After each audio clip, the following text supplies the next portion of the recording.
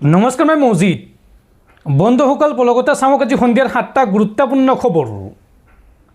প্ৰথমটো খবৰ, অসম বিধানসভাত অন্তৰ্বৰ্তীকালীন বাজেট দাখিল বিত্তমন্ত্ৰী অজন্তা নেওগৰ। সন্মুখত ৰাজ্যৰ বিধানসভা নিৰ্বাচন আৰু বিধানসভা নিৰ্বাচনৰ বাবে পূৰ্ণাংগ বাজেটৰ সলনি দাখিল কৰা হৈছে অন্তৰ্বৰ্তীকালীন বাজেট। আৰু এই 2026ৰ অন্তৰ্বৰ্তীকালীন বাজেটত ৰাজ্যবাসীক উদ্দেশ্যি কেইবাটাও বৃহৎ ঘোষণা কৰা হৈছে। বাজেটত কি ঘোষণা কৰা হৈছে চাওঁ আহক। 2020-21ত ৰাজ্যৰ জনমূৰি আয় আছিল 86,947 টকা আৰু 2025-26ত এই জনমূৰি আয় হৈছে 1,85,429 টকা। 5 বছৰত ৰাজ্যৰ জনমূৰি আয় 133% বৃদ্ধি পাইছে। দেশৰ ভিতৰত দ্ৰুতগতিত বৃদ্ধি হৈছে অসমৰ জনমূৰি আয় আৰু বিগত 5 বছৰত দুগুণ হৈছে ৰাজ্যৰ জনমূৰি আয়। বিধানসভাত এই তথ্য দাখিল কৰিছে বিত্তমন্ত্ৰী অজন্তা নেওগে। আৰু লগতে ৰাজ্যবাসীক কেইবাটাও বৃহৎ উপহাৰ আগবঢ়াইছে এই বাজেটে। বৃদ্ধ পেঞ্চন 250 টকাৰ পৰা 400 টকালৈকে বৃদ্ধি কৰা হৈছে। বিধৱা পেঞ্চন 300 টকাৰ পৰা 1,250 টকালৈ বৃদ্ধি কৰা হৈছে। অংগনবাড়ী কৰ্মীৰ দৰমহা 6,500 টকাৰ পৰা 8,000 টকালৈকে বৃদ্ধি কৰা হৈছে। অংগনবাড়ী সহায়িকাৰ দৰমহা 3,250 টকাৰ পৰা 4,000 টকালৈ বৃদ্ধি কৰা হৈছে। ৰান্ধনীৰ দৰমহা 1,500 টকাৰ পৰা 2,000 টকালৈ বৃদ্ধি কৰা হৈছে। আশা কৰ্মীৰ দৰমহা 3,000 টকাৰ পৰা 4,000 টকালৈ বৃদ্ধি কৰা হৈছে। ছুপাৰভাইজাৰৰ দৰমহা 9,000 টকাৰ পৰা 10,500 টকালৈকে বৃদ্ধি কৰা হৈছে। বাজেটত এই তথ্য দাখিল কৰিছে বিত্তমন্ত্ৰী অজন্তা নেওগে। আৰু লগতে কৰ সংগ্ৰহত সফল হৈছে ৰাজ্য চৰকাৰ। বছৰি বৃদ্ধি পাইছে 13% কৰ সংগ্ৰহৰ পৰিমাণ। 2020-21 বৰ্ষত কৰ সংগ্ৰহ হৈছিল 17,134 কোটি টকা আৰু 2024-25 বৰ্ষত কৰ সংগ্ৰহ হৈছে 30,052 কোটি টকা। আৰু লগতে 2028 চনৰ ভিতৰত 10 লাখ কোটি টকাৰ অৰ্থনীতিৰ ৰাজ্য হ'ব অসম। বাজেটত এই ঘোষণা কৰে বিত্তমন্ত্ৰী অজন্তা নেওগে। পৰৱৰ্তী খবৰ, AIUDFত যোগদান কৰিলে আমছুৰ প্ৰাক্তন সভাপতি ৰেজাউল কৰিম চৰকাৰে।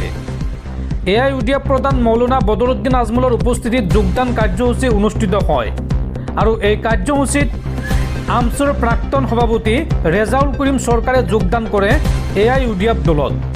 উল্লেখযোগ্য যে আমছুৰ পৰা পদত্যাগ কৰি ৰেজাউল কৰিম চৰকাৰে যোগদান কৰিছিল কংগ্ৰেছত, কিন্তু কংগ্ৰেছত মাত্ৰ 3 দিনৰ ভিতৰতে পদত্যাগ কৰিবলৈ বাধ্য হৈছিল ৰেজাউল কৰিম চৰকাৰ। আৰু আজিৰ দিনটোত AIUDFত যোগদান কৰিছে ৰেজাউল কৰিম চৰকাৰে। পৰৱৰ্তী খবৰ, কংগ্ৰেছত নাথাকে ভূপেন বৰা। বুকু ডাঠ কৰি ল'লে কংগ্ৰেছ এৰাৰ চূড়ান্ত সিদ্ধান্ত। কংগ্ৰেছৰ হাইকমাণ্ডৰ ওচৰত দাখিল কৰা পদত্যাগ পত্ৰক লৈ পুনৰ বিবেচনা নকৰে ভূপেন বৰাই। মঙলবাৰে পুৱাই নিজৰ স্থিতি সংবাদ মাধ্যমৰ আগত ব্যক্ত কৰিলে প্ৰদেশ কংগ্ৰেছৰ প্ৰাক্তন সভাপতি ভূপেন বৰাই। কংগ্ৰেছৰ হাইকমাণ্ডৰ ওচৰত দাখিল কৰা পদত্যাগ পত্ৰক লৈ পুনৰ বিবেচনা নকৰে ভূপেন বৰাই। মঙলবাৰে পুৱাই নিজৰ স্থিতি সংবাদ মাধ্যমৰ আগত ব্যক্ত কৰিলে প্ৰদেশ কংগ্ৰেছৰ প্ৰাক্তন সভাপতি ভূপেন বৰাই। তেওঁ মুকলিকৈ এই পদত্যাগৰ সিদ্ধান্তত কোনো বিবেচনা নকৰোঁ বুলি সদৰি কৰে। যিমানেই সময় বাগৰিছে সিমানেই ভূপেন বৰাৰ মুখেৰে নিগৰিত হৈছে কংগ্ৰেছ বিৰোধী কথা বতৰা। অসম প্ৰদেশ কংগ্ৰেছৰ সভাপতি হৈ থকা সময়ত তেওঁ সন্মুখীন হোৱা মানসিক হাৰাশাস্তিৰ কথা মুকলিকৈ ক'লে সংবাদ মাধ্যমৰ আগত। কংগ্ৰেছ হাইকমাণ্ডলৈ প্ৰেৰণ কৰা পত্ৰত ভূপেন বৰাই কি লিখিছে তাৰ সন্দৰ্ভত কিছু কথা ব্যক্ত কৰিলে মঙলবাৰে। তেওঁ এই সন্দৰ্ভত কয় যে মই হাইকমাণ্ডলৈ প্ৰেৰণ কৰা পত্ৰত APCC আৰত নাথাকোঁ বুলি লিখিছোঁ। এই আৰ শব্দটোৰ অৰ্থ কংগ্ৰেছত থকা সকলোৱে জানে আৰু হাইকমাণ্ডেও ইয়াৰ অৰ্থ বুজিব বুলি মই বিশ্বাস কৰোঁ। দলত থকা কালত মোৰ কথাৰ গুৰুত্ব নাছিল। টিভিৰ সন্মুখত মোক জ্যেষ্ঠ নেতা বুলি কয়, কিন্তু বাস্তৱত ইয়াৰ কোনো মূল্য নাই। কংগ্ৰেছত দিনক দিনে কিদৰে এলাগী হৈছিল সেই সকলো কথা এটাকৈ পৰ্যায়ক্ৰমে ৰাজহুৱা কৰিছে ভূপেন বৰাই। তেওঁ কয় যে কংগ্ৰেছে মক কৰা বঞ্চনাৰ বাবেই মিত্ৰ দলৰ এগৰাকী নেতাই ক'ব পাৰে যে হু ইজ ভূপেন বৰা। কংগ্ৰেছৰ বাবে মই কি কৰা নাই। কংগ্ৰেছৰ ভিতৰত বহু অন্তকণ্ডল চলি আছে। এনেকৈ হ'লে কংগ্ৰেছ শক্তিশালী যুঁজ কৰিব নোৱাৰে। কংগ্ৰেছে শক্তিশালী যুঁজ কৰিব নোৱাৰে আগন্তুক নিৰ্বাচনত যদি এনেকৈ চলি থাকে। এই কথা সময় থাকোঁতে অনুধাৱন কৰা উচিত আৰু মই ইয়াৰ বিৰুদ্ধে মাত মাতিবলৈ দুঃসাহস কৰিছোঁ। উল্লেখযোগ্য যে মঙলবাৰে সন্ধিয়া মুখ্যমন্ত্ৰীৰ সৈতে বৈঠকত বহিব ভূপেন বৰা। ইয়াৰ পিছতে হয়তো ভূপেন বৰাৰ ৰাজনৈতিক ঠিকনা হ'ব বিজেপি, কিয়নো ইতিমধ্যে ভূপেন বৰাৰ কথা বতৰাত প্ৰকাশ পাইছে যে বিজেপিয়েই তেওঁৰ বাবে হ'ব পৰৱৰ্তী ঠিকনা। এতিয়া সকলোৱে আশা কৰিছে ভূপেন বৰাৰ পৰৱৰ্তী ৰাজনৈতিক ঠিকনাৰ সন্দৰ্ভত কৰা আনুষ্ঠানিক ঘোষণালৈ। দৰ্শকসকল আৰু বহুতো গুৰুত্বপূৰ্ণ খবৰ আছে। তাৰ আগতে আপোনাক জনাওঁ যে যদি আপুনি এতিয়ালৈকে এইটো ভিডিঅ'ত লাইক কৰা নাই তেন্তে এতিয়াই ভিডিঅ'টোত লাইক কৰি দিয়ক আৰু এনেকুৱা ধৰণৰ ভিডিঅ'সমূহ নিতৌ চাবলৈ চেনেলটো ছাবস্ক্ৰাইব কৰি কাষত থকা বেলাইকনটো প্ৰেছ কৰি ৰাখক। পৰৱৰ্তী খবৰ, হিমন্ত বিশ্ব শৰ্মাই ভাঙি পেলালে অসমৰ অৰ্থনৈতিক অৱস্থা। বাজেট অধিৱেশনৰ মাজতে বিধানসভাত চৰকাৰে লোৱা ধাৰক লৈ প্ৰশ্ন উত্থাপন কৰি বিধানসভাৰ পৰা নিলম্বন হ'ল বিধায়ক অখিল গগৈ।